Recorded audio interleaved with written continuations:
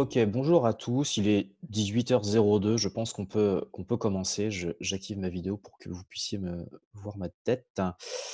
Bienvenue, merci à toutes et à tous de vous être inscrits à cette petite conversation, ce Komoot Campfire avec Sofiane Seili. Voilà, merci d'être là. Alors du coup, moi je vais me présenter un petit peu. Voilà, moi, personnellement, je m'appelle Mathias, je suis community manager pour Komoot France, donc je suis là, j'imagine que certains ont déjà eu affaire à moi ces derniers mois. Je vois dans la liste que je connais deux trois noms.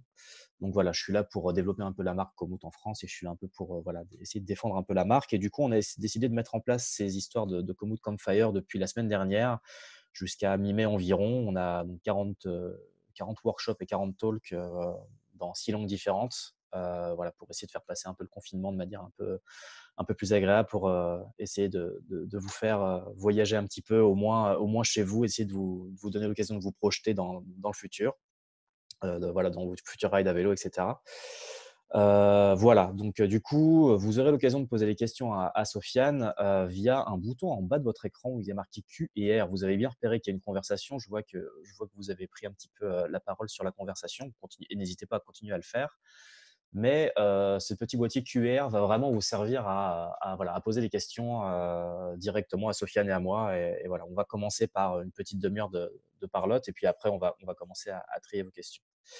Donc voilà, donc je vous ai laissé aussi mon mail si jamais vous avez des questions à me poser, après éventuellement le talk, sur Komoot, sur tout ce que vous voulez, donc n'hésitez pas à me contacter. J'en ai assez dit sur moi, il est temps de présenter mon interlocuteur d'aujourd'hui. Sofiane, est-ce que tu m'entends? Est-ce que tu es là?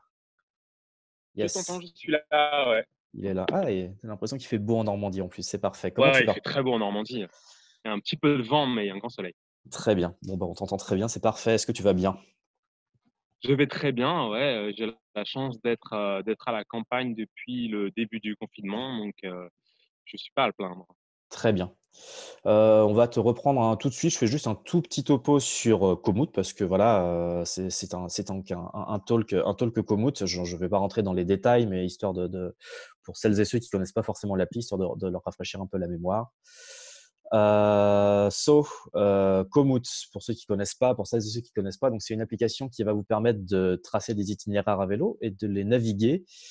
Comme vous pouvez le voir là sur ces trois petites diapositives, on va appeler ça comme ça, c'est un peu les trois fonctionnalités principales de Komoot. Donc celle de gauche, celle que vous connaissez sans doute le plus, c'est le routing sport par sport. Le principe, c'est que vous choisissez votre sport, du gravel, du VTT, et cetera. Vous pouvez, choisir un point A, un point B et normalement Komoot est censé s'occuper du reste, relativement bien, avec bien évidemment des options en plus pour agrémenter votre ride, d'endroits sympas, et cetera. La navigation vocale et les cartes offline, peut-être que les gens connaissent un peu moins dans le sens où la plupart d'entre nous ont peut-être des GPS, vélo, mais ça marche aussi très bien. Enfin, Komoot, est tout à fait capable d'assurer ça aussi, par lui-même. Donc, voilà, vous pouvez utiliser, Komoot pour naviguer si vous le souhaitez et comme toute bonne appli qui se respecte aujourd'hui et comme toute bonne appli de vélo qui se respecte, on a une partie sociale aussi qui est hyper utile dans le sens où vous pouvez vous mettre à suivre, bah, typiquement des personnes comme Sofiane ou comme vos amis qui partagent des rides, dont vous pouvez vous inspirer éventuellement pour en programmer d'autres, et cetera, et cetera. Donc, voilà, il y a vraiment cet aspect aussi, où on peut storyteller un peu ce qu'on fait et aussi, voilà, inspirer d'autres personnes ou se faire inspirer par d'autres personnes. Je vous fais un tout petit un topo très rapide sur où on en est aujourd'hui. Il se trouve qu'on a dépassé les 10 millions d'utilisateurs cette semaine, donc du coup, voilà, je pense qu'on se porte plutôt bien malgré le fait que, voilà, on est un peu, coincé chez nous en ce moment. Il semble que les gens sont assez motivés à planifier des itinéraires pour, l'après, donc voilà, ça marche plutôt bien en ce moment. On est une petite équipe de 60, entre 60 et 70 personnes, qui essaie de vous motiver à prendre votre vélo, à marcher, à voilà, à explorer un peu l'extérieur. On n'a pas de bureau nulle part, hein. Là, je vous parle évidemment de chez moi parce que je suis confiné comme vous, mais du coup, Komoot n'a pas de bureau. On travaille tous un peu où on veut, quand on veut. C'est plutôt chouette et voilà, on travaille avec pas mal de grands constructeurs, qui nous font confiance, notamment dans leur store et cetera. En gros, Komoot, c'est vraiment un outil qui va vous permettre de vous préparer au mieux pour partir à l'aventure, parce que du coup, il va avoir des algorithmes en fonction du type de sport. Là, vous voyez sur la gauche, donc c'est un tracé gravel qui a été préparé, qui a été préparé avec Komoot. Et à droite, vous voyez tous les métriques que Komoot peut vous donner, notamment sur le type de surface et le type de route, ce qui peut être extrêmement utile pour savoir sur quoi vous mettez les roues quand vous partez. Un autre truc qui est très intéressant, quand vous utilisez Komoot, c'est ces petits points rouges que vous voyez sur la carte qui s'appellent des incontournables. Certains ont peut-être déjà remarqué ces points-là. C'est des points qui sont créés par des utilisateurs. Sofiane en a d'ailleurs créé un pendant l'Atlas Mountain Race, donc bravo à lui d'avoir pris le temps de faire ça pendant qu'il faisait la course. L'idée, c'est vraiment de se dire: «Je suis passé par cet endroit-là, j'ai trouvé ça vraiment cool, c'est trop bête de pas le partager avec d'autres gens, donc du coup, je prends une, deux, trois photos et puis je le mets en avant et après ça apparaît sur la carte en fonction du type de sport que vous pratiquez». Et du coup, bah, voilà, quand on part en voyage, quand on part en vacances, quand on part dans un endroit qu'on ne connaît pas, on peut se baser sur ces recommandations d'utilisateurs qui sont hyper intéressantes voilà, pour un peu agrémenter votre ride. N'hésitez pas à aller regarder ce que vous avez autour de chez vous ou éventuellement à en créer si jamais vous utilisez déjà Komoot. Et enfin, ça paraît, je vous fais pas je rentre pas dans le détail là-dessus, mais sachez qu'on bosse avec les plus grosses marques de GPS, comme Garmin ou Wahoo notamment. L'intérêt, c'est que, bah, si vous planifiez un ride à 9 heures du matin sur Komoot et que vous avez, par exemple, une montre Garmin, à 9h01, le ride est déjà sur la montre Garmin si, votre montre est bien connectée en Bluetooth avec votre téléphone. Donc il y a vraiment, en termes de connectivité, des intégrations qui sont très, très bien pensées avec absolument tous les constructeurs. Un petit encart sur le vélo électrique, peut-être que ça nous concerne un peu moins aujourd'hui, mais en tout cas, on travaille aussi avec des constructeurs de vélos électriques et des constructeurs de moteurs de vélo, même si on ne dirait pas que c'est Komoot qui vous dirige, c'est Komoot qui vous dirige derrière. Donc voilà, on est là, on est présent là-dessus aussi. Je crois que j'ai fait le tour hein, sur l'aspect promo de Komoot, mais bien évidemment, on n'est pas là pour ça. On est là pour causer avec toi, Sofiane.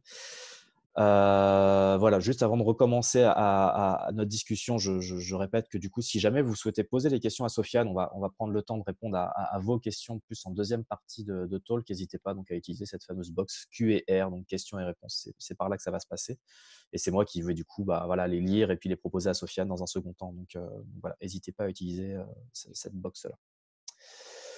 Sofiane, du coup, bon, je vais parler en ton nom un tout petit peu au début, mais tu as un palmarès assez impressionnant à ton actif. Ça a clairement pris du poids d'ailleurs ces 12 derniers mois parce que tu as fini premier de l'Italy Divide en 2019, en même temps que James Hayden, puis tu as survolé l'Inca Divide et plus récemment l'Atlas Mountain Race. Il y a énormément de gens qui t'ont suivi à ce moment-là. En plus de 2 participations aussi au Tour Divide, dont un podium, sans compter bah, tes voyages perso qui ont visiblement déclenché cette envie de te frotter au monde de l'ultra distance à l'époque où tu y es mis. Enfin, bah, je tiens à préciser que tu es depuis peu un ambassadeur de Komoot, c'est d'où notre présence ici du coup, et tu as décidé de bosser avec nous cette année. Ça nous fait hyper plaisir.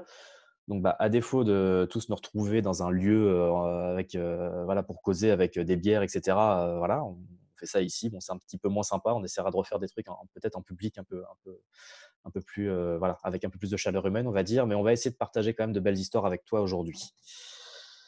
Alors déjà, avant d'entamer le cœur de la conversation, tu as déjà commencé à me répondre un peu. Comment tu vis le confinement? Donc, tu es confiné en Normandie, c'est ça, si j'ai bien compris?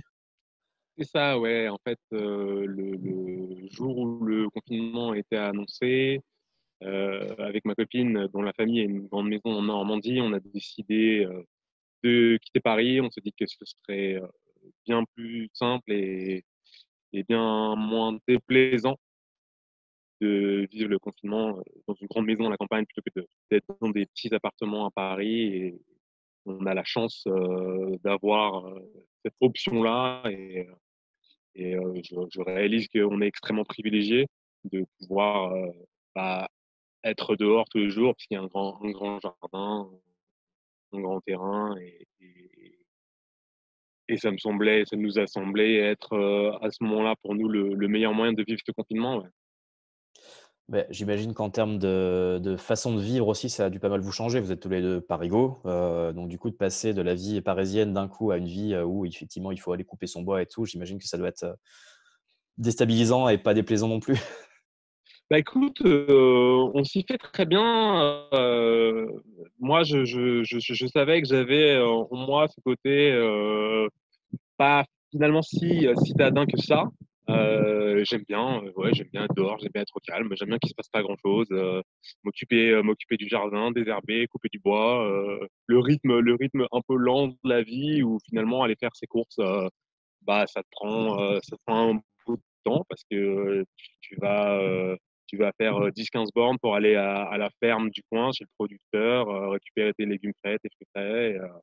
Et finalement, le temps passe très vite ici. On s'ennuie pas vraiment. On a des activités qui sont assez simples, mais qui nous font prendre notre temps finalement. On joue aux cartes, le soir on regarde des films.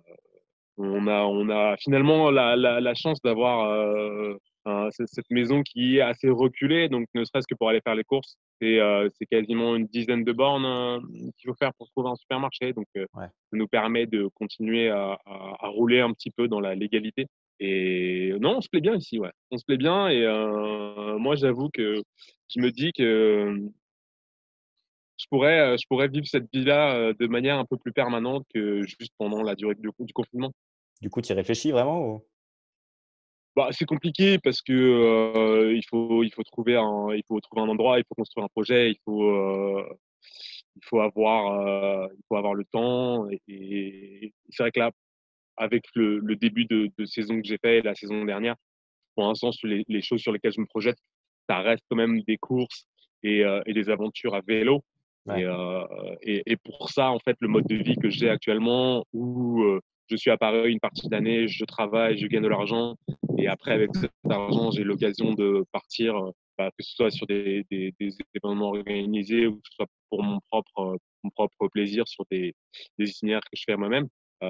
C'est un mode de fonctionnement que j'ai développé depuis quelques années et qui marche très bien. Mais c'est vrai que à terme, ouais, je me vois bien peut-être changer ça, au moins changer de camp de base et être peut-être basé à la campagne, mais continuer évidemment à voyager et à participer à des courses. Alors d'un point de vue purement, vie quotidienne d'habitude, il faut savoir que tu es coursier à vélo. C'est ça, ouais. Alors du coup, c'est comment donc tu es coursier parisien, c'est comment d'être coursier à Paris? J'imagine qu'en termes de physique ou même en termes de sécurité générale, c'est particulier. C'est comment comme expérience cycliste? Et question subsidiaire, comment ça forme à être meilleur sur ce que tu fais? Alors, c'est comment comme activité physique? Alors, en fait, ça dépend comment on le prend. Il y a des coursiers qui vont rouler plutôt à la cool, régulier, toute la journée. Et après, il y a des mecs comme moi qui vont être à fond, à fond, à fond, à fond tout le temps. Parce que c'est mon travail, mais c'est aussi une passion et c'est aussi quelque chose qui m'amuse profondément. Et dans tout ce que je fais, j'aime bien me lancer des défis. Et dans ce travail, comme dans autre chose, pour moi, il y a toujours cette notion de challenge. Et je me dis, ah tiens, aujourd'hui, je vais essayer de tenir cette moyenne-là ou de faire tant de courses, tant de kilomètres. Et toujours essayer d'avoir un objectif finalement quand je suis dans ma journée de travail pour que ce soit pas simplement une journée de travail, mais encore une fois, qu'il y ait cette notion de se dépasser. Alors, concrètement, pour les gens qui ne savent pas ce que c'est le travail de courtier, moi, je pars le matin de chez moi, je me connecte à une appli qui appartient à ma boîte, c'est coursier.fr, Mmh. et ça m'envoie en fait une, deux ou trois courses que je dois récupérer à un endroit. Et une fois que j'en ai récupéré, c'est généralement, par exemple, un pli, un sac. Ça peut être des documents d'un cabinet d'avocat. Ça peut être un disque dur récupéré dans un cinéma pour transférer à un autre. Ça peut être des vêtements, des chaussures dans les grands magasins. Toutes ces choses-là qui doivent être transportées de manière urgente. Et l'idée pour une boîte de course et pour un courtier, c'est de mutualiser tout ça, de voir par exemple s'il y a une paire de chaussures à récupérer dans le 9e arrondissement et en même temps un document dans un cabinet d'avocats qui vont tous les deux dans le 7e arrondissement, et ben récupérer ça, transporter ça et le plus vite possible pour que le client soit satisfait de la prestation. Et ça veut dire physiquement, déjà, pour moi, un des savoir-faire qu'il est nécessaire d'avoir pour exercer ce métier, c'est très bien connaître le trafic, très bien connaître la circulation, être capable d'anticiper tout ce qui va se passer autour de soi, le comportement des piétons, le comportement des voitures, des deux roues, motorisées ou non, et, euh, euh, et savoir que c'est pas parce qu'une voiture a pas mis son clignotant qu'elle va pas tourner, c'est pas parce qu'un piéton a commencé à s'engager sur sur un passage qu'il ne va pas faire demi-tour. Et c'est plein de petites choses comme ça qu'on apprend déjà en commençant à rouler soi-même pour ses propres déplacements à Paris et ensuite en étant coursier. Et en quoi c'est un bon entraînement pour l'ultra-endurance? Bah, ça met quand même dans une super condition physique Ouais. parce que ça veut dire aller rouler 4-5 fois par semaine. Moi, je travaille qu'à l'après-midi en l'occurrence, mais ça me permet de faire quand même 60, 70, les grosses après-midi 80 km. Et Ouais, comme j'avais en une effet, je question de le ça, ouais, fais, OK. ouais. Et comme en effet, je le fais à fond, c'est du fractionné en fait. Je pars, je m'arrête, intersection, je m'arrête, je repars, je sprint, et ça permet de développer une bonne condition physique. Moi, j'ai déjà la chance d'avoir une bonne endurance de base. Et c'est vrai qu'avec avec le travail de coursier, ça permet de développer une bonne pointe de vitesse. Et aussi, mentalement, ça forge parce que bah, voilà, c'est mon travail. Concrètement, je suis censé le faire tous les jours. Qu'il fasse beau, qu'il fasse moche, qu'il y ait du soleil, qu'il pleuve, qu'il fasse 20 degrés ou qu'il fasse 0 degré. Et bah ouais, ça forge le caractère. On a l'habitude d'être dehors, peu importe la saison. Et après, une fois qu'on se retrouve sur une course, finalement, ce mental-là, on en a Ouais. besoin et on se souvient quand on est quelque part dans l'Illinois, sous une pluie diluvienne, on se souvient de toutes les fois où on était à Paris et qu'il a plu toute la journée et qu'à la fin, on était juste content de rentrer chez soi, d'enlever ses chaussettes mouillées et de se sécher Ouais. et de se dire, bon, bah voilà, en effet, c'est pas cool, mais ça passe, quoi. Ça passe, on a l'habitude et on sait ce que c'est et Ouais, mi ça fait partie du contrat. mine de rien, du coup, ouais, ça prouve que c'est pas uniquement l'entraînement physique que tu retires de ton taf de coursier, quoi. C'est vraiment quelque chose aussi, ça forge le mental et ça forge le fait que tu sais prendre sur toi assez facilement parce que c'est comme ça et que ouais, c'est d'accord. J'ai une Ouais, bien petite sûr, ouais. question, que je chope au débeauté. Est-ce que tu roules en fixie pour ton métier de coursier? Tu roules en quoi? Oui, ouais, ouais, je roule en fixe, mais c'est finalement relativement récent. C'est que depuis l'année dernière, quand j'ai repris le boulot en septembre après l'Inca Divide, OK. j'ai décidé de passer au fixe parce que j'avais besoin de changer en fait. J'avais besoin de me lancer un nouveau défi. J'en avais. Je pense que comme beaucoup de gens qui font beaucoup de vélo, on aime bien changer de vélo et on aime bien tester des nouvelles choses. Et j'avais déjà fait un peu de fixe auparavant. J'avais acheté un 4 que j'étais censé monter, mais je l'avais jamais monté. Et puis, j'ai franchi le pas à la rentrée en septembre et j'ai bossé toute cette année, je l'ai fait en fixe. Ouais. D'accord, OK. Alors revenons du coup un peu à 2020. J'imagine que tu avais un calendrier un peu calé en tête. Est-ce que tu en sais davantage sur ce que tu vas peut-être pouvoir maintenir, ce que tu vas pas pouvoir maintenir ou peut-être que certaines épreuves sont décalées et cetera? Est-ce que tu as j'imagine tu as eu un peu le temps de poser les choses avec le confinement? À quoi ça va ressembler entre guillemets cette saison 2020? Même s'il y a encore plein d'incertitudes bien évidemment. C'est très compliqué. Il y a mon objectif principal pour 2020, c'était le Tour Divide. Ouais, Le Tour Divide, on ne sait pas s'il va avoir lieu. Il est en fait difficile d'avoir des réponses parce que dans la mesure où il n'y a pas d'organisateur officiel, il ne peut pas y avoir de décision officielle de l'annuler. Après, il y a eu des voix qui se sont élevées, certains riders qui viennent tous les ans et qui ont dit bon voilà, moi cette année je ne viendrai pas parce que je pense qu'il y a autre chose à faire. Il y a oui aussi d'accord. Mmh.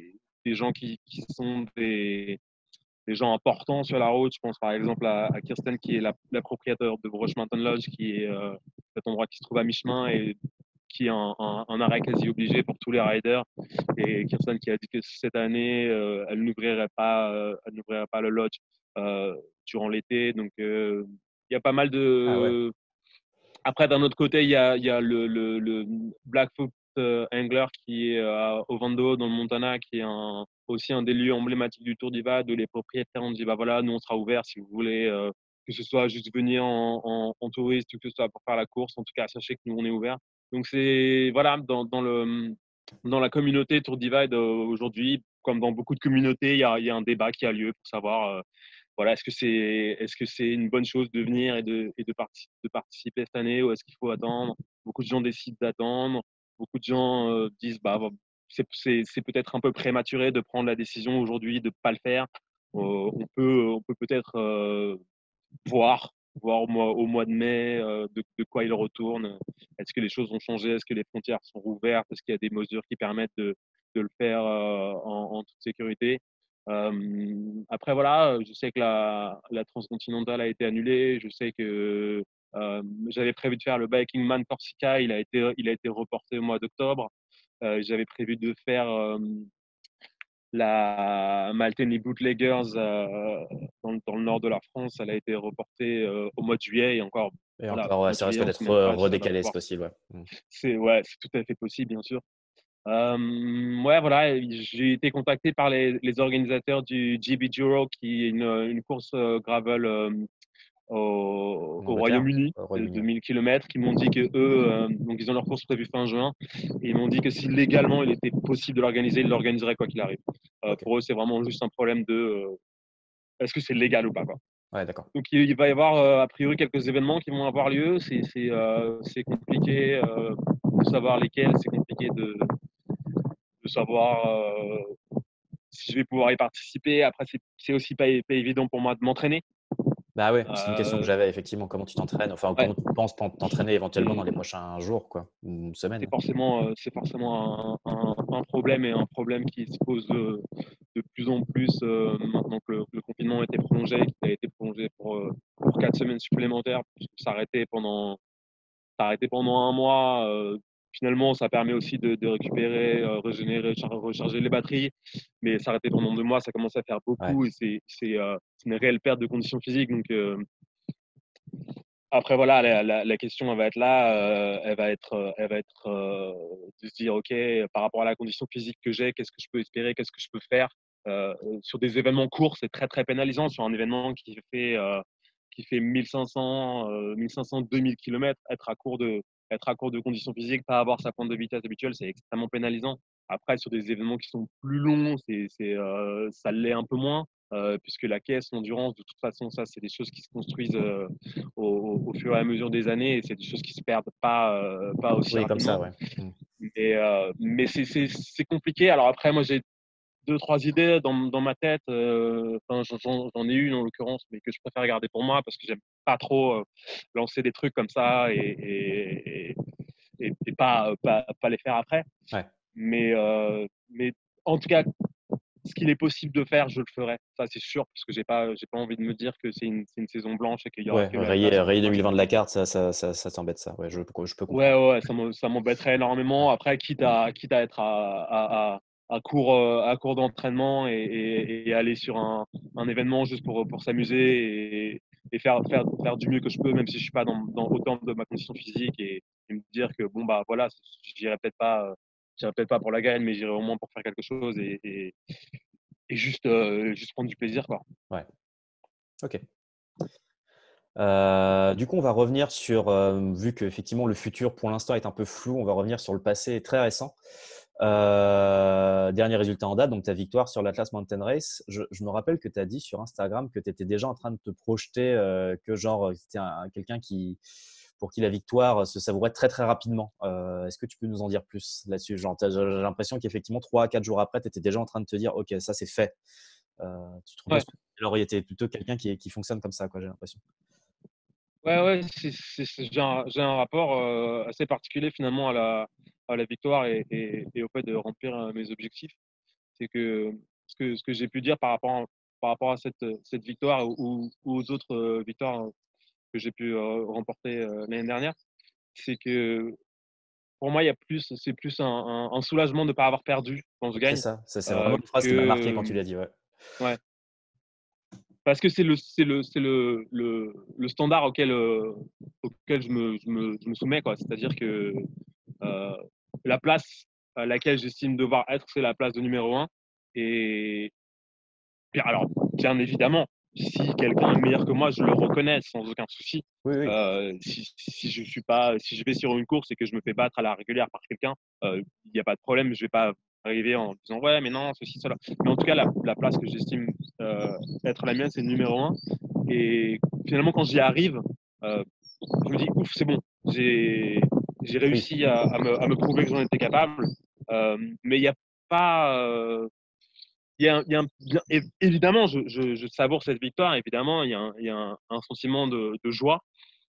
Mais je pense que le soulagement de se dire, OK, c'est bon, ça, au moins c'est fait, est plus important et plus prégnant pour moi que vraiment la joie d'avoir gagné et après, savourer la victoire pendant je ne sais combien de temps. Non, après, voilà, c'est fait, c'est fait.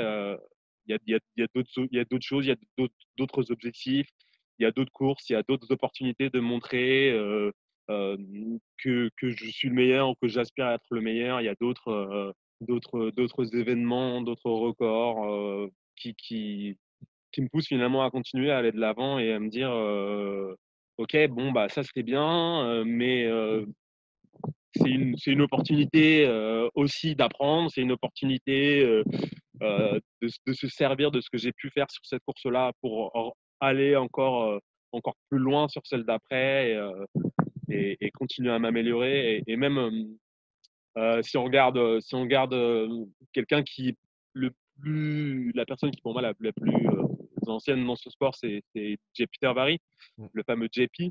Et JP, une de ses marottes, c'est de dire, bah voilà, moi, si je continue à faire ça, c'est parce qu'à chaque fois, j'apprends des nouvelles choses, quoi. Ouais. J'apprends. Et c'est vrai que c'est un sport qui a tellement de facettes, tellement d'aspects, où il y a tellement de possibilités et qui en même temps est tellement récent, tellement jeune et duquel on sait tellement peu de choses qu'à chaque fois qu'on va sur une course, on apprend de nouvelles choses et ces nouvelles choses nous permettent de nous améliorer et de continuer à progresser. Et c'est aussi pour ça que une victoire, bien évidemment, que c'est une grande joie, mais c'est aussi, en tout cas pour moi, une étape aussi vers la construction d'un palmarès et continuer à avoir cette ambition de gagner, d'être le meilleur et de défendre cette phase de numéro un. Ouais. Ok. Alors, le second truc saisissant pour tout le monde, pour moi comme pour tous les gens qui t'ont suivi, ça a été aussi sur cette course, la gestion de ton sommeil. Il semble que, enfin, j'ai l'impression que c'est vraiment une sorte de botte secrète chez toi pour gagner comparé aux autres. Est-ce que c'est quelque chose que tu as mis en œuvre pour vraiment tes 3 dernières victoires? C'est vraiment genre le truc sur lequel tu peux compter? L'homme Ouais, qui ne dort alors jamais? sur, euh, sur la MR, très clairement, sur l'Atlas, c'était. Alors, c'était pas ma botte si secrète que ça, parce que Oui. les gens commencent à savoir.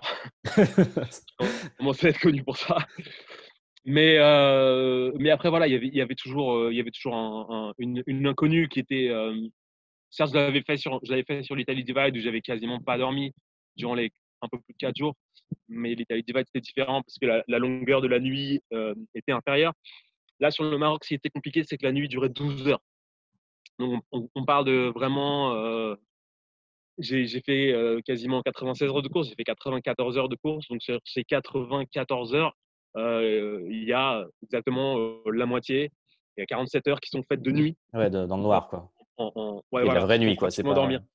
Voilà. Et pour ceux qui n'ont jamais eu l'occasion de faire une ou plusieurs nuits blanches sur le vélo, euh, c'est pas forcément compliqué de combattre et de repousser le sommeil quand il fait jour, mais c'est extrêmement compliqué quand il fait nuit. Ouais. Et l'inconnu pour moi, elle résidait là-dedans. Je savais que je pouvais pousser très très loin les limites pour ce qui est du manque de sommeil, mais je ne savais pas à quel point j'étais capable de le faire avec des nuits de 12 heures.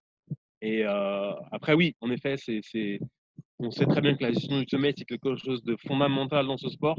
Et on sait que bah, plus on passe de temps en selle et forcément, plus on grappille des heures d'avance sur ses poursuivants. Et moi, c'est sur cet axe-là que j'ai décidé de travailler à partir de pratiquement 2018, où D'accord. je me Ouais. suis dit, OK, mon entraînement est très bon en termes d'endurance, en termes de pointe de vitesse. Ce que je fais en tant que coursier, ça me permet d'arriver en excellente condition physique. Maintenant, qu'est-ce que je peux faire? Je peux pas. Je pense que ce serait très compliqué pour moi d'améliorer ma condition physique, d'améliorer ma pointe de vitesse. Qu'est-ce que je peux faire pour avoir un avantage sur les autres. Et je savais que j'avais des capacités de résistance à la fatigue qui étaient supérieures à la moyenne. Et voilà, j'ai travaillé là-dessus, qui est difficile parce que c'est pas quelque chose sur lequel on peut s'entraîner dans un contexte hors course. Euh, pour se pousser à ce point-là, il faut forcément avoir cette carotte de la victoire et ce contexte de la compétition. Mais voilà, chaque course que j'ai, à chaque fois que j'ai participé à une course, j'ai essayé de mettre en place ces stratégies de sommeil, d'essayer de découvrir euh, de manière très empirique comment combattre la somnolence, comment faire pour récupérer au maximum avec une simple sieste de 15 minutes, Est-ce quelles que ça sont se les travaille ça? réactions du corps et du cerveau au bout de… Oui, ça se travaille, ouais. Ouais. Euh, Moi, je sens une progression énorme entre ma première course en 2016 et l'Atlas Mountain Race, où la première fois en 2016 que j'ai commencé à expérimenter avec la privation de sommeil, ça m'a mis dans un état mental et physique déplorable. Ouais. Alors que maintenant, si je regarde l'Atlas, la première nuit sans sommeil, c'était réellement une formalité. Ça m'a absolument rien fait du tout. Le lendemain, quand j'ai roulé, j'étais exactement comme si j'avais dormi en fait.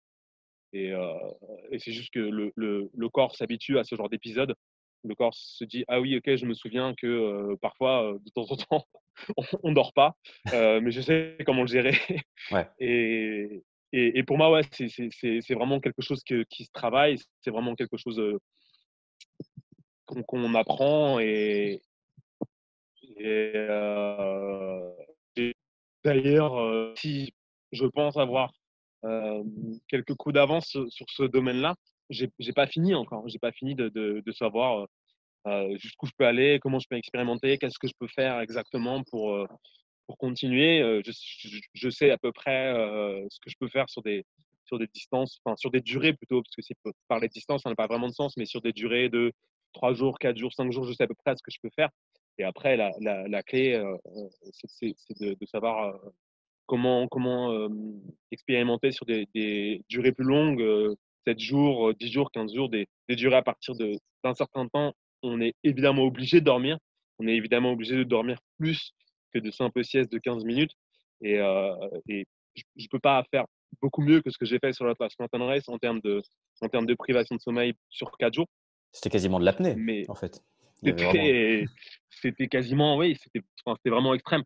Mais après, la question, c'est de se dire, OK, je sais quoi faire sur 2, 3, 4 jours. Ça c'est calé. Ouais. Maintenant, qu'est-ce que je peux faire sur 7, 10, 14 jours? Ça, c'est des choses qui me restent encore à apprendre et à définir. Ok. J'en profite pour poser une petite question d'un auditeur qui me demande comment est-ce que tu te prépares au sommeil de course? Est-ce que tu charges tes batteries à fond avant de commencer la course ou est-ce que tu es plutôt en train de commencer un peu à être privé de sommeil pour t'habituer? Est-ce qu'il y a quelque chose qui peut jouer là-dessus? Il y a quelque chose qui est pour moi primordial, c'est la première nuit avant la course. La première nuit avant la course, c'est hyper important de bien dormir. Et c'est hyper important et en même temps, c'est compliqué parce qu'il y a forcément de l'appréhension, même Ouais, le si stress, ouais. je commence à en avoir fait ouais, bien sûr, hein, même si je commence à avoir fait un certain nombre de courses, il y a toujours de l'appréhension. C'est jamais facile de trouver le sommeil. J'ai des tendances un peu insomniaques. Je pense que ça surprendra à personne. Mais ça peut m'arriver vraiment d'avoir de graves insomnies et de mettre 2, 3, 4 heures à m'endormir. Donc, avant une course, généralement, je fais attention à bien me caler. S'il y a un départ à 8 heures du matin, c'est pas comme s'il y a un départ à midi. Par exemple, quand j'ai fait l'Atlas, non, l'Italie Divide, c'était un départ, il me semble, à 14 heures. Donc, je me suis bien calé les jours d'avant. Je me suis réveillé le jour même à 11 heures. Là, quand j'ai fait la course à Taïwan, c'était un départ à 4 heures du matin. Donc, pareil, j'essaye toujours de bien me caler pour arriver sur la ligne de départ avec au moins 8 heures de sommeil, dans l'idéal. D'accord. Et si je sens que j'ai trop d'appréhension, que je suis trop stressé, que ça va me priver de sommeil, j'essaie de prendre un petit somnifère, rien de délirant, des trucs qui sont truc qui se trouve en pharmacie sans ordonnance, hein, mais qui au moins apporte une petite aide pour pas trop cogiter la nuit d'avant la course. Et c'est important quand on sait qu'on va pas beaucoup dormir pendant une certaine période de pas arriver en étant déjà en déficit de sommeil. Donc moi, j'essaie d'avoir des bonnes nuits, de bien dormir pendant les jours qui précèdent une course. Et je pense que c'est assez important. Pour la petite anecdote, avant l'Inca Divide, j'étais allé dans une pharmacie au Pérou. J'avais dit, ouais, voilà, qu'est-ce que vous avez pour dormir? Je sais pas, j'y connais rien. Je suis dans un pays d'Amérique du Sud pour la première fois de ma vie. Je sais pas trop. Et ils m'ont donné un truc, je sais pas ce que c'était. Je suis rentré, j'ai fait tous mes préparatifs de course et tout. Je suis allé pour me coucher et je retrouvais plus cette petite pilule, ces petits somnifères. Ils les vendaient par une unité en fait. Donc c'était tout petit et je l'ai perdu. Et je me retrouvais là et je me suis dit, mais en fait, c'est pas bon parce que si j'arrive pas à trouver le sommeil et tout, si je stresse trop, je vais partir le lendemain matin, 5 heures du matin, et je vais déjà être en déficit de sommeil, c'est pas bon. En fait, je suis descendu à l'épicerie du coin, j'ai acheté. Il faut savoir que je bois très très rarement de l'alcool et je me suis acheté une 60 centilitres de bière et je l'ai bu cul sec et je suis allé au lit. Et ça m'a fait mon petit somnifère pour bien dormir avant un Cadival. Ça a été assez efficace. Ça a été Ouais, assez efficace. J'ai passé une bonne nuit et bah, la suite, on la connaît. Ouais. ok. Du coup, naturellement, je vois qu'il y a déjà pas mal de questions qui s'enchaînent sur le matériel parce que du coup, les gens se demandent est-ce que tu prends du matos pour dormir? Et moi, c'était ma question qui suivait. Donc, du coup, ça tombe plutôt bien. On va peut-être pas rentrer dans les détails précis de tout le type de matériel que tu emmènes, mais quand même, est-ce que il y a une différence entre ce que tu as emmené, par exemple, pour l'Italy Divide, pour l'Inca ou pour la MR? J'imagine que à part deux, trois trucs en termes de vêtements chauds, ça devait être à peu près la même chose. Est-ce que tu pourrais nous faire part un peu de tes choix de matos là-dessus, notamment pour le sommeil? J'imagine que tu prends pas un lit 4 étoiles dans tes sacoches parce que bah, forcément, vu que tu dors pas beaucoup, c'est pas nécessaire pour toi, quoi.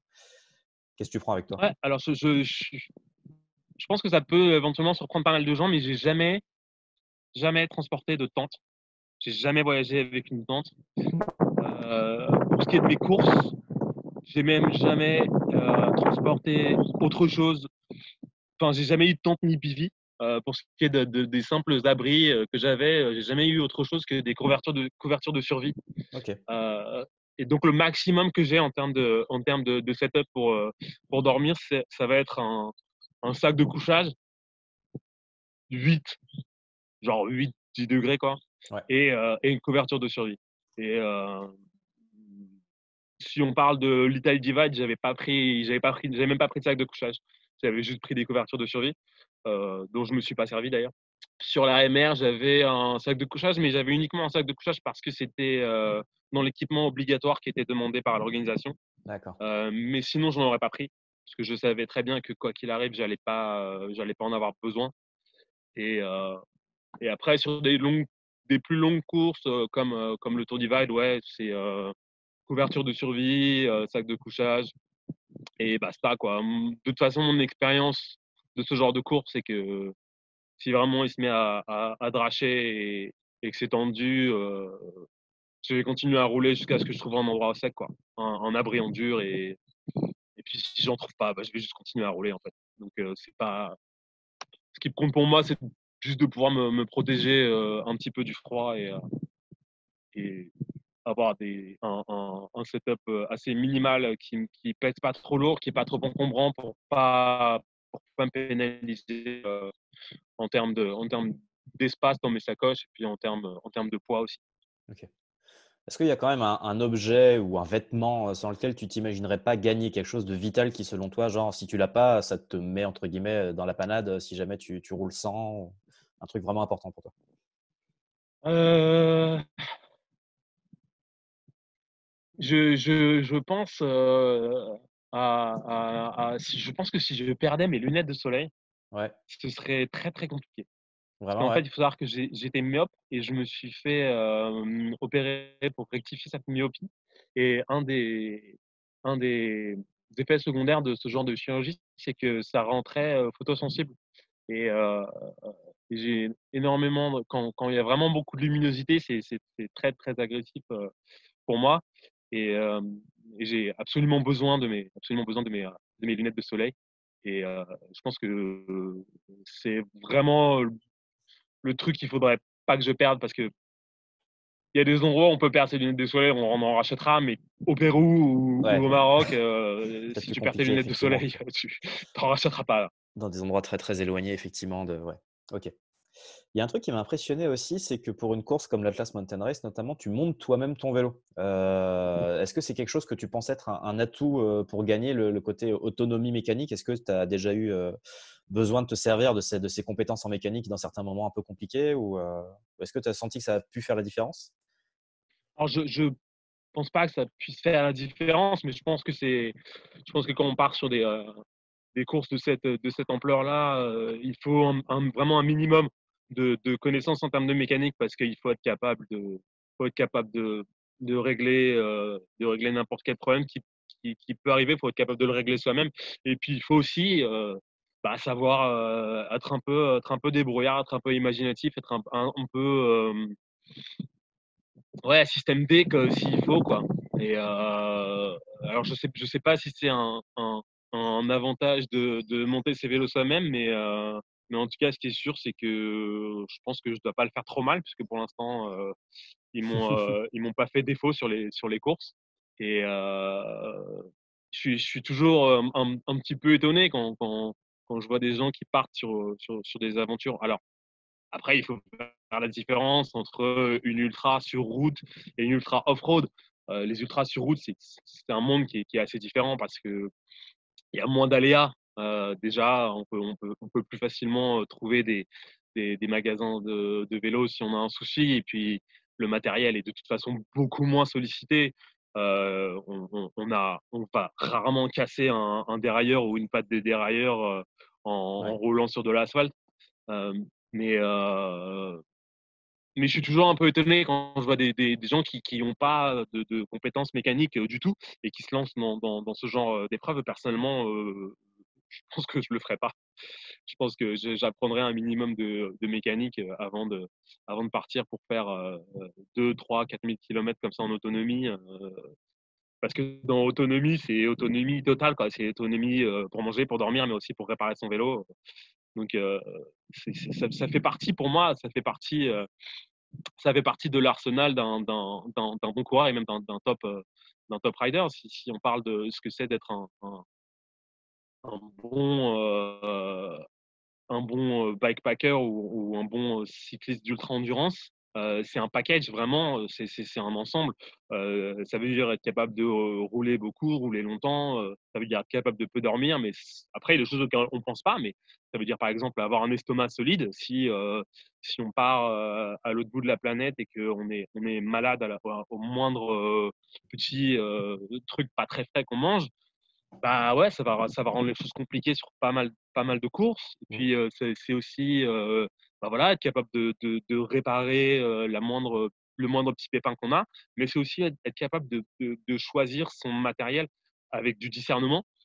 C'est aussi se dire, enfin, bien réfléchir, se dire: «OK, bah, voilà, hem, vu le terrain, de la course, vu les conditions auxquelles je vais être confronté, je pense que si je pars avec tel type de pneus, tel type de roues, tel cadre, voilà, c'est des choix matériels, c'est des choix qui sont faits par l'athlète lui-même, on est sur une course où on est en autonomie. Il y a pas de coach, il y a pas d'équipe, il y a des hommes et des choix.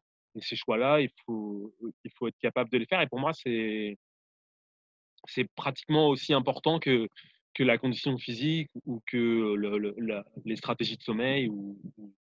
On peut pas être, je pense, un top, un top rider, un top bikepacker si on n'a pas cette capacité aussi à choisir intelligemment son matériel, euh, être capable de le réparer, de l'entretenir, être capable d'anticiper ce qui va pouvoir aller mal et savoir comment préparer ça. Et il y a des choses qui sont toutes bêtes, mais qui peuvent mettre fin à une course, quoi. Et il faut les connaître et il faut savoir les anticiper. Et si jamais elles arrivent, il faut être prêt à les réparer. Ouais. À les réparer, à gérer ça, ouais, OK.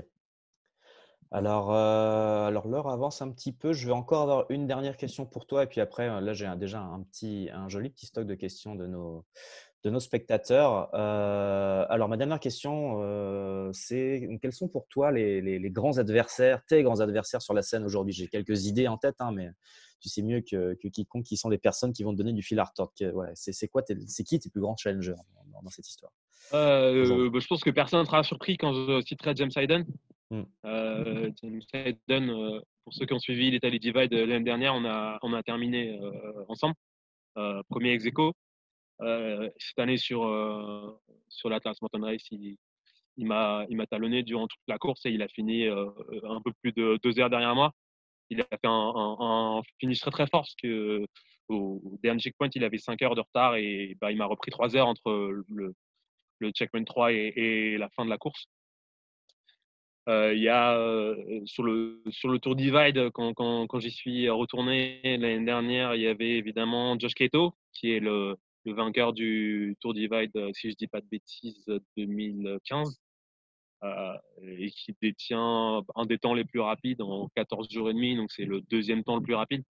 Et Josh Kato, c'est vraiment après, comme James, hein, c'est des mecs qui sont des mecs en or et qui sont en plus des Oui, bien athlètes sûr, ouais. très très forts. Euh, il y a un mec dont on parle très très peu en Europe, euh, mais si vous allez aux États-Unis et que vous parlez de lui, tout le monde le connaît et tout le monde va vous dire que c'est un monstre. C'est un mec qui s'appelle Neil Belchenko. Neil Belchenko, c'est un mec qui a gagné le, la Colorado Trail, Arizona Trail Race, l'Iditarod Trail Invitational en Alaska, la Highland Trail 550 également. Mais il faut savoir que non seulement il a gagné toutes ses courses, mais quand il les a gagnées, il a aussi battu le record systématiquement. Et il a participé également au Tour Divide 2015 où il a fini troisième en 14 jours et demi. Donc il était seulement une ou 2 heures derrière Josh Kato. C'est un type qui est tout jeune en plus, hein, mais avec une énorme expérience. Et aujourd'hui, si on parle de qui est capable d'aller sur le Tour Divide pour battre le record de Michael, je pense qu'on n'est pas nombreux. Je pense que j'ai prouvé que j'en faisais partie. Et je pense que quelqu'un comme Neil Belchenko en fait partie également. Euh, Moi, en tout cas, dans tous les bikepackers que je peux connaître, c'est un de ceux qui m'impressionne le plus. Euh, Après, si on reste un petit peu aux États-Unis pour parler de ces gens-là, ces gens qui ont fait leurs preuves sur des épreuves comme la AZT, la STIA, il y a un mec qui s'appelle Kurt Snyder, qui est un vieux de la vieille, lui, qui était carrément sur les premiers Tours Divide. Et puis, sinon, il y a des gars comme Louis Sidor qui a gagné le Tour Divide en 2018, si je dis pas de bêtises. Il y a évidemment Josh Ibet, euh, qui, Ouais. euh, qui a fait une victoire sur la transcontinentale.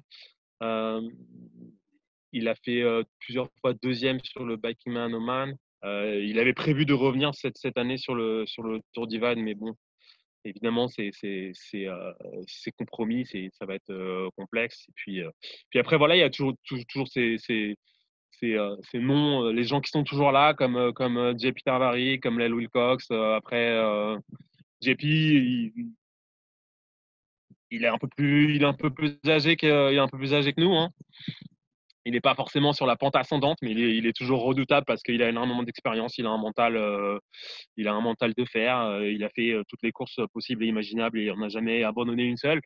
Donc déjà, ce qu'il a été capable de faire sur l'Atlas, de finir troisième, c'est c'est une belle perf aussi. Et moi, je sais pas si j'ai oublié des gens. Après, c'est vrai que moi, je me concentre un peu plus forcément sur les gens qui se sont tournés vers l'off-road parce que c'est vrai que moi, j'en fais davantage Que la route, que ouais. de la route. Et après, sur la route, je les connais un peu moins, OK. je les connais un peu moins et j'ai aussi un peu moins l'occasion de les côtoyer et de me mesurer à eux. Ouais. Bah, du coup, ça va me permettre d'enchaîner sur une question, de commencer les questions de nos, voilà, de nos auditeurs, de nos spectateurs, on va dire. J'ai une question de César qui me demande, donc on est en train de parler de l'entraînement physique pur et dur, on a parlé de ça, mais quid de l'entraînement au pilotage? Est-ce que tu as un background off-road et vu que certaines sections de l'AMR étaient quand même bien engagées, on se demandait voilà, si tu avais un background un peu de pilote là-dessus. Je suis un assez bon pilote urbain en tant que coursier. Je suis pas trop mauvais quand il s'agit de slalomer entre les voitures. Donc, ça permet de gagner une certaine agilité sur le vélo. Après, pour tout ce qui est du off-road, j'ai appris sur le tas, hein. J'ai pas de background en VTT. J'ai pas fait de VTT en club. Moi, j'ai grandi en faisant, enfin, sur le vélo en tout cas, en faisant en ville sur de l'asphalte et même après en tant que cyclotouriste, j'ai fait finalement assez peu de off-road. Donc j'ai pas une grande expérience, je suis pas je suis pas un VTTiste très technique, mais j'ai assez de depuis ma première Great Divide en 2014 jusqu'au Tour Divide 2016 et après toutes les courses off-road auxquelles j'ai pu participer, bah, je suis de plus en plus à l'aise en fait. Si je vois il n'y a qu'à voir la différence en fait entre mon premier Tour Divide et mon dernier Tour Divide ou l'AMR. Je sens bien que je vais plus vite, j'ai moins peur dans les descentes, Ouais. je prends des meilleures trajectoires. Je continue à apprendre, hein, évidemment. Je suis pas au niveau de certains mecs qui vont aller gagner la Colorado Trail Race ou la Highland Trail 550, ce genre de choses très techniques, très VTT. Mais ouais, je pense que je me débrouille. Ok. On parlait, bah, en fait, on a quasiment parlé que de courses qui sont relativement longues. On parle à chaque fois de nombre à 4 chiffres en termes de kilomètres. Est-ce que tu envisages dans le futur de participer à des courses gravel un peu plus courtes? C'est une question de Maxime qui me demande ça. Je sais que tu avais, envisagé de participer à la Malténie cette année, c'est ça, qui fait moins de 300 Ouais, kilomètres pour le coup. Presque une première pour toi, là. ouais, ouais, ça m'intéresse vachement, ouais. C'est quelque chose qui m'attire parce que je pense que c'est fun, je pense que c'est excitant et c'est vrai que moi j'ai commencé à arriver à la compétition directement avec de la très longue de la très longue course comme le Tour Divide en 2016 et je me suis dit ah bah c'est bien ce genre de long format ça me correspond, j'arrive à être fort là-dessus. Mais c'est vrai qu'après je participe à des courses et plus je vois bah, finalement des gros départs, hein, souvent, même si les courses elles vont faire 4 jours, 6 jours, 10 jours, les départs ils sont toujours un peu foufous. Et quand je vois par exemple le départ cette année sur l'AMR, quand je vois qu'il y avait des anciens pros comme Mattia De Marchi, l'italien, ou comme Christian Meyer, le canadien, qui a été champion national de cyclocross au Canada, et que je vois que j'arrivais à me bagarrer un petit peu avec eux sur le départ. Je me dis que finalement, avec ma pointe de vitesse, je peux aussi me débrouiller sur des distances un peu plus courtes et m'amuser comme ça, en fait, m'amuser à aller vite plutôt que de m'amuser à user les concurrents en dormant pas et en leur Ouais. faisant subir un rythme ultra soutenu. Donc, ouais, des challenges comme la Malténie ou d'autres courses gravel de 200, 250, 300 km, ça m'intéresse aussi beaucoup. Ouais. Cool.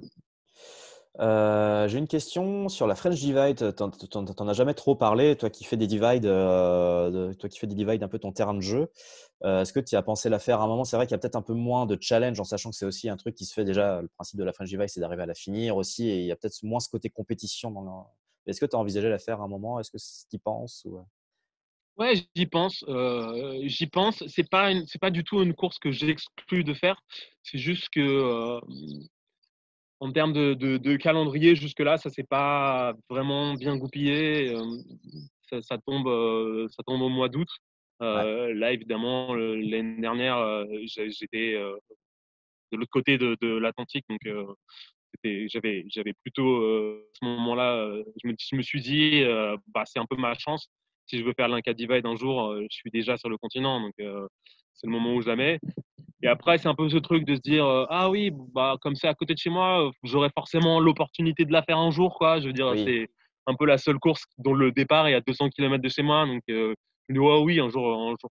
Et il y a ce phénomène de ce truc de se dire, ah oui, mais ça, c'est quand je voudrais le faire, ce sera tout simple. Et du coup, se projeter sur d'autres choses. Et après, il y a évidemment aussi un autre facteur qui est que bah, moi, dans ma personnalité, dans mon approche aussi du vélo, j'ai commencé à faire du vélo pour voyager. ouais, À la base, le vélo est pour moi un instrument de découverte et de voyage.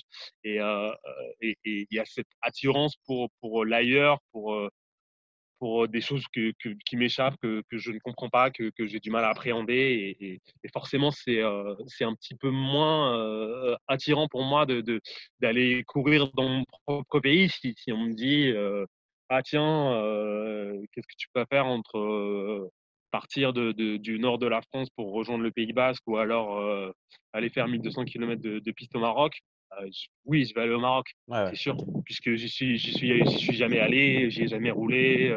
Je suis curieux, j'ai envie de savoir à quoi ça ressemble, comment sont les gens. Je sais que la France est un super beau pays, puisque j'ai la chance d'y habiter et d'y rouler. Mais, euh, mais ouais, j'ai toujours cette envie de me dire, mais comment c'est ailleurs? Ouais. Non, mais c'est tout à fait légitime. Je comprends tout à fait le truc. Alors, j'ai plusieurs questions sur l'alimentation, donc je vais essayer de résumer un petit peu tout ça voilà, d'un seul coup. Typiquement, on va reprendre encore la dernière course en date, donc l'Atlas Mountain Race. Est-ce que déjà tu emmènes beaucoup de bouffe avec toi, des trucs un peu que tu as bossé avant, ou est-ce que tu manges absolument n'importe quoi et ça passe comme ça? En termes de carburant, est-ce que c'est quelque chose que tu travailles ou juste voilà, tu alimentes la machine avec tout ce que tu trouves sur le chemin? Bah ouais, une chose finalement que j'ai oublié de donner dans ma liste de ce qui peut faire un bon bikepacker, c'est aussi à quel point on est capable de s'adapter à ce qu'on trouve, de réussir à s'alimenter dans n'importe quel pays, que ce soit Taïwan, que ce soit le Pérou, que ce soit le Maroc. Pour moi, ça aussi, ça fait partie d'un arsenal qu'il est nécessaire d'avoir. Euh, Arrivé au Maroc, je savais pas ce que j'allais pouvoir trouver, je savais pas ce que j'allais pouvoir manger. J'ai dû bah, découvrir hein, finalement ce qui marchait. C'est, C'était la vache qui rit pour moi. Je trouvais du pain, je trouvais de la vache qui rit, et puis je mettais ça dans mon sac à dos. La vache qui rit, c'était hyper pratique parce que c'est facile à manger. Il n'y a pas besoin de le réfrigérer, ça tient dans le temps, ça se met sur du pain ou ça se mange tout seul, c'est salé. C'était pas compliqué de trouver du sucré Ouais. au Maroc. Il y avait énormément de sucré. Mais le salé, c'était compliqué. Et quand j'ai trouvé ce truc de la vache qui rit, je m'y suis tenu. Et après, j'avais emporté des choses qui sont faciles à transporter, qui sont caloriques, qui sont salées, des amandes, des noix de cajou, des cacahuètes, ce genre de choses qui sont très caloriques, qui permettent de tenir, d'avoir un bon apport en gras et en même temps en sel. Donc ça, c'est des choses que j'essaie de manger quand j'ai l'occasion d'en trouver en course. Après, ça peut être parfois extrêmement compliqué de s'alimenter. Par exemple, au Pérou, déjà, il y avait pas mal de longs moments sans ravito possible. Et après, les ravitaux, à partir d'une certaine heure, à partir de, on va dire, je sais pas, 19 heures, c'était quasiment tout était fermé. Après, c'était des petits villages avec des petits magasins qui vendaient vraiment deux, trois trucs, quoi. Et c'était extrêmement compliqué de s'alimenter au Pérou. Moi, j'ai la chance de pas être difficile, hein, je mange ce qu'il y a. Et ce que je trouvais, donc au Pérou, c'était souvent des bananes, des biscuits. J'ai eu, euh, j'ai eu la chance à un moment de traverser une ville un peu plus importante et où j'ai pu manger une grosse assiette de riz sauté. Alors j'ai tendance à éviter au maximum de perdre du temps à m'asseoir pour manger, mais là j'avais assez d'avance sur mes poursuivants pour me dire ok, je peux me prendre un quart d'heure, 20 minutes pour m'asseoir et manger une assiette de riz. Au moins ça va me caler parce que ça faisait un bout de temps que j'avais rien mangé de consistant au Pérou. Mais l'idée, ouais, quand on fait de l'ultra, c'est d'être capable de trouver, peu importe le pays dans lequel on est, d'être capable de trouver quelque chose qui va fonctionner, quoi. Quelque chose qui va. Enfin, souvent, ça va être différent à chaque fois, hein. Au Pérou, ça va être des empanadas et au Maroc, ça va être des, euh, de la vache qui rit avec du pain. Et à Taïwan, ça va être des petits raviolis vapeur ou des nouilles. Et puis aux États-Unis, ça va être des muffins, des trucs comme ça. Enfin, mais faut trouver quoi. Faut trouver ce qui convient et on peut de toute façon pas emporter 4 jours de nourriture au Maroc ou 5 jours de nourriture au Pérou. On Ouais, peut pas transporter autant de nourriture. faut forcément garder voilà, un niveau d'improvisation sur ce que tu vas trouver sur le terrain et c'est ça aussi un peu l'enjeu, c'est d'arriver à trouver des trucs qui te conviennent en impro aussi, quoi. Ouais, bien sûr. Du coup, une petite question hyper subsidiaire par rapport à ça. Est-ce que post-ride, du coup, tu as une alimentation particulière? Mais ça, c'est vraiment genre si tu en as une, quoi. Est-ce que tu manges des trucs pour te reconstituer ou quoi? Post-ride, j'ai une alimentation, comment que je pourrais qualifier ça? C'est un peu comme un ogre en fait. Euh, au Pérou par exemple, donc j'ai très peu mangé pendant la course parce que c'était compliqué. Mais après la course, on s'est retrouvé dans une petite ville avec deux autres riders, et Guillaume, un bon pote à moi de Bruxelles, et Jonas Deichmann, que les gens connaissent probablement pour ses records transcontinentaux. Et moi, je passais beaucoup de temps avec Guillaume, et en fait, je mangeais 6 ou 7 fois par jour, quoi. C'était absolument n'importe quoi. C'est-à-dire que genre, je me souviens à un moment, je suis allé chercher pour aller dîner. Il me dit, ouais, ouais, j'arrive, je suis là dans 5 minutes. Et en fait, juste devant son hôtel, il y avait une petite carriole qui faisait des hot dogs avec des frites. Et en fait, bah, comme j'avais 5 minutes, je me suis installé là pour manger bah, un hot dog avec une grosse portion de frites. Et puis après, voilà, il m'a rejoint, il a dit, ah, tu manges des frites. Bon, bah, comme il est belge, il était content, on a mangé des frites. Et après, on est allé dîner, en fait, quoi. Et c'était ça, quoi. Il faut savoir qu'en fait, l'organisme, on puise tellement dans les réserves sur ce genre d'événement qu'après, c'est manger, manger, manger, manger. Et c'est comme une espèce de gouffre sans fond. Et la satiété ne vient jamais, jamais après l'Atlas. Je suis arrivé à l'Atlas, on m'a servi un petit peu à manger. Je suis allé dormir, je me suis réveillé. Et donc, il faut savoir que le finish de l'Atlas, c'était un hôtel qui avait été réservé par l'organisation de la course, donc il n'y avait que les riders. Et si on voulait à manger, il fallait aller voir les cuisines, leur dire bah voilà, j'aimerais mieux manger un truc, et puis ils t'apportaient ce qu'ils avaient, quoi. OK. Et, et moi, une des raisons pour laquelle j'ai finalement quitté le finish de l'Atlas Mountain Race rapidement, c'est parce que je me suis dit, mais en fait, ils vont jamais me donner assez à manger.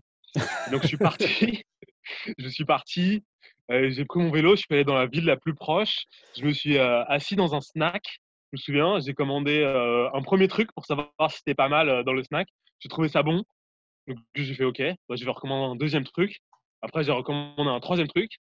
Donc, j'ai fait 3 repas dans ce snack.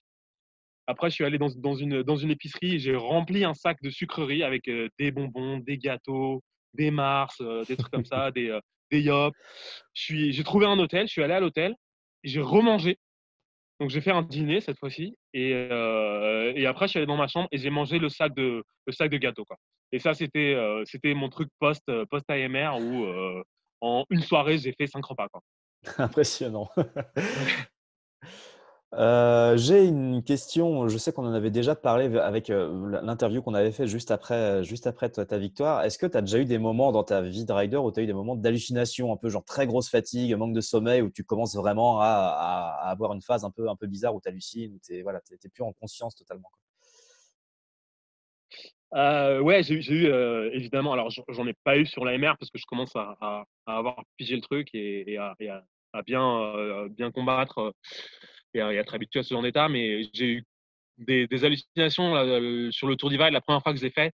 En fait, je voyais des riders là où il y en avait pas.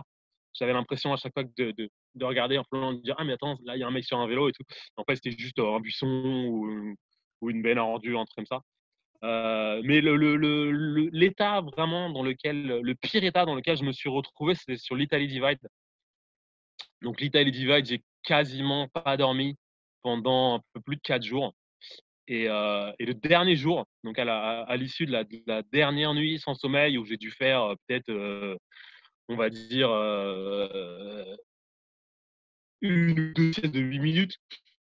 Alors, le matin, après donc cette dernière nuit sans sommeil, je me suis retrouvé dans une tempête de neige, en fait. J'étais en train de pousser mon vélo sur une pente. Il s'est mis à neiger et puis tout était couvert de neige assez rapidement. Et, et j'ai un peu perdu la boule, en fait. Je comprenais pas ce qui se passait. J'avais pas du tout la lucidité de suivre mon GPS pour continuer à avancer. Je me disais, mais qu'est-ce qui se passe? Où est-ce que je suis? Pourquoi il neige? Il est pas censé neiger. Je suis en Italie, donc je suis en Italie, on est au mois de mai, donc c'est pas normal qu'il neige. Il y a un truc bizarre qui se passe et je comprenais pas ce que je devais faire, en fait. Je comprenais pas où j'étais, ce que je devais faire et j'ai continué sur ce chemin, mais sans vraiment savoir pourquoi j'étais sur ce chemin. Et en haut du chemin, il y avait un panneau avec une flèche qui partait à gauche. Et quand j'ai vu ce panneau, j'ai fait ah, bah d'accord, c'est à gauche en fait. Et je suis parti et j'ai suivi la flèche. Et j'ai suivi la flèche pendant un certain temps. Et au bout d'un moment, j'ai fait mais pourquoi j'ai suivi cette flèche en fait? Et j'ai regardé mon GPS et j'ai fait ah, mais non, non, non, c'est pas la flèche que je dois suivre, c'est le GPS. Et donc j'ai fait demi-tour, j'ai continué à suivre le GPS. J'ai fait mais c'est quand même bizarre qu'il y ait eu une flèche. Parce que en fait, le GPS, je comprends pas où il m'amène, alors que la flèche, elle avait l'air de m'amener vers quelque chose qui existe vraiment. Et cet état a évolué. Je poussais mon vélo dans la neige et ça me semblait de plus en plus improbable, en fait. Et je me disais, mais non, non, non, c'est pas normal du tout, en fait. Euh, c'est pas possible ce qui est en train de se passer. Il peut pas, je veux dire, j'étais à Naples il y a 3 jours quand on a commencé la course, il faisait 35 degrés. Et là, il neige, c'est vraiment pas possible. Et j'ai commencé à avoir en fait un débat qui a eu lieu dans ma tête, où d'un côté, je me disais, bon, bon, non, en fait, non, il neige pas, ça n'a aucun sens. C'est dans ma tête, en fait. Il y a quelque chose qui se passe dans ma tête. Je ne sais pas exactement ce qui s'est passé. J'ai dû perdre conscience à un moment lorsque j'ai eu un accident. Est-ce que je suis dans le coma? Est-ce que je suis mort? Je ne sais pas. Mais en tout cas, tout ça, c'est dans ma tête. Et je suis juste en train d'imaginer que je pousse mon vélo dans la neige. Et c'était un peu comme un châtiment des enfers grecs où j'allais pousser mon vélo éternellement dans la neige. Et j'essayais d'un côté de m'imaginer à un moment où ça prendrait fin, à un moment où bah voilà, il y aurait plus de neige, il y aurait un finish avec l'orga, avec à manger, à boire, et puis la course serait terminée et tout. Et j'essayais d'imaginer ça et j'y arrivais pas. J'avais vraiment, je me disais, bah non, c'est pas possible. Je peux pas passer de la neige à ça y est, c'est fini et tout. Et donc pour moi, c'était non, bah là, enfin, ça va être éternel, quoi. Et donc je me disais ça, en fait, je suis probablement mort. Et après, d'un autre côté, j'avais ce truc de me dire, mais je reçois quand même des messages sur WhatsApp. Donc j'ai quand même un contact avec le monde extérieur. Donc il existe quand même une possibilité pour que je sois vivant et pour qu'il neige vraiment et que la course continue à avoir lieu et qu'il y ait un finish. Et il y a ce débat qui a eu lieu dans ma tête comme ça entre deux parties, entre deux convictions, qui a eu lieu pendant quelques heures pendant que je poussais mon vélo dans la neige sur les pentes de Lessigna en Italie. Et là, c'était vraiment le délirium du mec qui n'a pas dormi pendant 4 jours Waouh, ok. et qui est en train de craquer, quoi. Très, très impressionnant comme histoire. Effectivement, je pense que ça doit être assez curieux de vivre un truc pareil. Je vais poser une dernière question, vu qu'on commence un peu à dépasser notre horaire, mais je pense qu'on voilà, on est dimanche soir, donc on est à la cool. Mais Ouais. on a parlé aussi de compétition, surtout de compétition, mais du coup, est-ce que toi, tu as des endroits dans le monde, tout simplement, c'est une question très vaste, hein, que tu souhaites explorer en tant que, voilà, en tant que rider, simplement sans parler forcément de compétition, mais tu dis là, j'ai envie de partir avec mon vélo là-bas pour aller voir à quoi ça ressemble. Exactement comme ce que tu as dit tout à l'heure, mais Mm. voilà, des endroits que tu n'as pas encore explorés, que tu as envie d'aller explorer, tout simplement. J'aimerais beaucoup aller en Mongolie. Ouais, Je sais qu'il y a Omar Di Felice qui est également ambassadeur Komoot qui est en Mongolie en ce moment. ouais, tout à Alors moi, fait, je il vient suis de pas finir comme son tour. lui. D'ailleurs, j'invite les gens à suivre ce qu'il fait parce que c'est assez dingue. Euh, je suis pas comme lui. Moi, je suis pas un grand amateur de froid. Moi, j'aime bien quand il fait chaud. Donc, j'aimerais bien aller en Mongolie, mais pas forcément en hiver, hein, plutôt au printemps ou en été. Mais c'est un des endroits qui m'attire. Euh, j'ai eu l'occasion d'aller un petit peu en Amérique du Sud l'année dernière. J'aimerais bien y retourner et pouvoir explorer davantage et aller notamment au Chili. Le Chili, c'est un endroit que j'aimerais vraiment beaucoup découvrir. Euh, après, Bah ouais. Je connais très bien l'Asie du Sud-Est. J'y suis allé un certain nombre de fois, mais j'ai jamais eu l'occasion d'aller aux Philippines. J'aimerais bien pouvoir explorer davantage. Euh, j'ai des endroits comme ça qui me font rêver. Il y a la Karakoram Highway, qui est la plus haute route asphaltée du monde, qui relie le Pakistan à la Chine. Ouais, elle est Donc mythique cette ça, route. Ouais. ça fait partie de, ouais, ça fait partie de mes rêves de faire la Karakoram Highway. Euh, je sais pas quand je vais réussir à la faire, mais j'aimerais bien caser ça un jour dans un voyage. Le Ladakh en Inde, Ouais. l'extrême nord de l'Inde et le Népal également. Globalement, les régions qui m'attirent, ça va être des régions désertiques avec peu de monde et des régions montagneuses avec des cols épiques qui montent à plus de 4000, voire plus de 5000. C'est les endroits dans lesquels j'ai envie d'aller. Ouais. Ok. Dernière micro-question. Voilà, quand tu penses à ton avenir dans la compétition, est-ce que tu envisages aussi de rouler un peu sur route ou est-ce que tu es vraiment dédié à l'off-road ou est-ce que tu imagines un moment prendre un vélo de route pour aller faire peut-être la transcontinentale ou autre course sur route? Ouais, j'aime bien la route aussi. Il faut savoir que moi, à la base, je roule sur route. Si je me suis tourné vers l'off-road en compétition, c'est parce que c'est un secret pour personne que c'est plus dur. C'est beaucoup plus dur. Et moi, c'est aussi ce qui m'intéressait, c'était de faire les courses les plus dures. Et, euh, mais dans une saison où finalement il y a maintenant, avec le calendrier qui existe aujourd'hui, que le sport s'est développé, possibilité de faire 3, 4, voire 5 courses par an selon les formats. Euh, J'aimerais bien faire des saisons avec les deux. Ouais. J'aimerais bien faire des saisons avec des courses.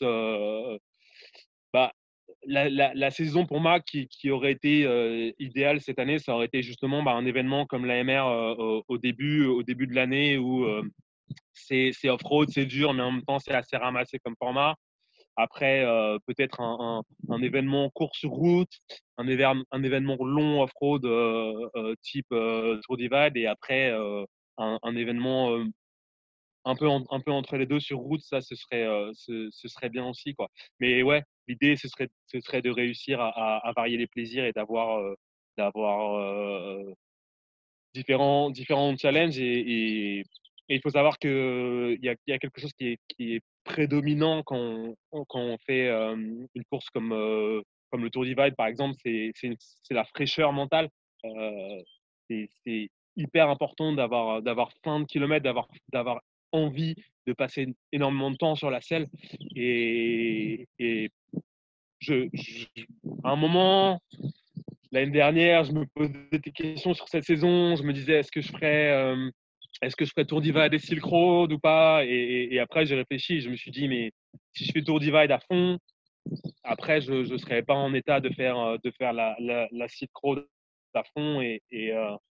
Et pour ça, je pense que c'est bien d'alterner et c'est bien quand on a fait un objectif particulièrement dur sur une saison, après d'être capable de se fixer un objectif et un challenge un peu moins difficile pour pouvoir souffler un peu et en même temps continuer à prendre du plaisir et aussi construire un palmarès.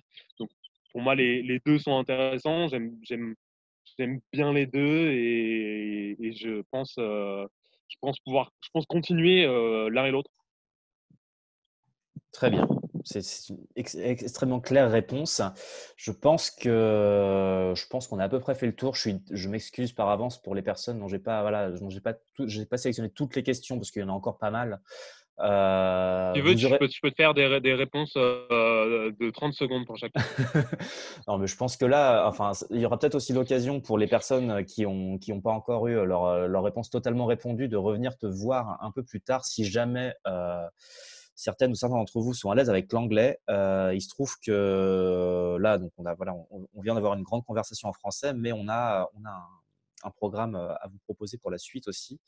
Je vais vous montrer ça tout de suite. Voilà. Du coup, on a notre suite de programmes, de workshops et de talks va se continuer à partir de la semaine prochaine. Sofiane, on va te retrouver avec Jenny Toff. Jenny Toff, c'est la Ouais. personne qui a gagné c'était la première féminine sur l'AMR. Du coup, Mm. vous allez partager un talk comme on vient de le faire en anglais cette fois-ci. Voilà, là, on va peut-être plus axer sur votre expérience Atlas Mountain Race, mais pas que. On va aussi parler d'autres choses, bien évidemment. Mais voilà, c'est le jeudi 30 avril à 18h. Donc, si vous aviez encore des questions à poser à Sofiane, n'hésitez pas à revenir travailler un Ouais, peu puis votre ça comédie. devrait être cool parce que Jenny Toff est une grande aventurière qui a fait plein de choses à travers le monde et je pense qu'elle a beaucoup de belles histoires à raconter. Ouais, ouais, elle a roulé aussi pour le coup dans l'Himalaya il y a peu de temps. Et voilà, non, Ouais. et puis ouais, c'est vraiment une très chouette personne qui raconte très bien ses histoires. Donc, j'ai assez hâte d'entendre ce qu'elle a raconté. Pour les autres qui ont envie d'un peu d'apprendre comment utiliser Komoot, on a le 22 avril à 18h un workshop sur route. Donc, les personnes qui ont déjà fait des workshops ou qui ont déjà eu des appels avec Komoot, c'est peut-être pas forcément nécessaire, mais si vous êtes voilà, entre guillemets novice Komoot et que vous avez un peu envie de savoir comment on bosse une bonne map sur route, ça peut être l'occasion. La même chose, mais orienté gravel le samedi 25 avec Wish One. Wish One, c'est une marque indépendante de vélo qui organise aussi un événement qui s'appelle la Wish One 130. Donc, un événement qui a été reporté parce que c'était prévu en mai, mais qui sera reporté a priori à la fin de l'été. Donc, voilà. Donc, c'est pas parce que vous n'êtes pas inscrit à la Wish One 130 que vous ne possédez pas un Wish One que vous allez, que vous êtes exclu. Bien évidemment, on va cibler sur la région de la course, mais en tout cas, c'est ouvert à tous si vous faites pratiquer le gravel. On a aussi un workshop le 7 mai, donc là il y a un peu le temps encore sur comment planifier un voyage sur plusieurs jours. Donc on va parler des options Komoot Premium, mais pas que. L'idée c'est aussi de pouvoir vous expliquer comment juste on définit aussi un voyage sur plusieurs jours. Et petite dédicace à Mathieu Lifshitz qui, je crois, est encore connecté. Ouais, il est encore là. Du coup, on a aussi une conversation un peu sur le même type de celle qu'on vient d'avoir avec Mathieu Lifshitz. Donc, pour celles et ceux qui ne connaissent pas Mathieu, c'est aussi un ambassadeur Komoot. C'est l'autre ambassadeur Komoot français. Il est directeur artistique de magazine 200, donc un des plus grands, des magazines les plus connus pour le vélo, le voyage à vélo, le vélo de route autrement. C'est la baseline de magazine. Il a fait plusieurs transcontinentales. Il est très engagé aussi dans la longue distance et dans le vélo et dans le bikepacking en général. Donc, du coup, on va avoir l'occasion de lui poser pas mal de questions aussi. Voilà, en gros, vous allez avoir un petit programme un peu sympa si ça vous intéresse de continuer à nous suivre sur les prochains jours. Merci à toi, Sofiane, d'avoir pris le temps dans ta Normandie de confinement de parler un peu avec nous. On entend encore les oiseaux derrière. Ouais, ça y est, le jour est prêt à coucher. Donc voilà, merci beaucoup pour ton temps, c'est cool. J'espère que ça vous a plu d'entendre toutes ces histoires-là. Voilà. Donc passez une excellente soirée, portez-vous bien, prenez soin de vous et de vos proches bien évidemment. Voilà, le confinement est, j'espère, bientôt fini. On va pouvoir peut-être se remettre à rouler un peu solo au moins dans un premier temps. Donc voilà, soyez patients. Normalement, on a de belles choses à vivre sous peu et voilà. Et Sofiane, on va continuer à te suivre tes aventures, bien évidemment. Donc, n'hésitez pas aussi à vous abonner au profil Facebook, au profil Komoot de Sofiane, hein, qui va continuer à poster dès qu'il pourra ses Dès prochaines. que je peux rouler, je vais y aller. Et merci à toi, Mathias, pour ta solidarité chemise de bûcheron. Bah ouais, ouais. On était bien d'accord. Komoot Campfire, quoi. On est sur un feu de camp là. Komoot On dirait Campfire, pas. ouais, non, on était bien, on était bien. Ah, tu vois, voilà. On s'est pas Bonne concerté soirée à là-dessus, mais tous. bonne soirée à tous. Maintenant, c'est Portez-vous pas bien. concerté, ouais, voilà. Ciao. Allez,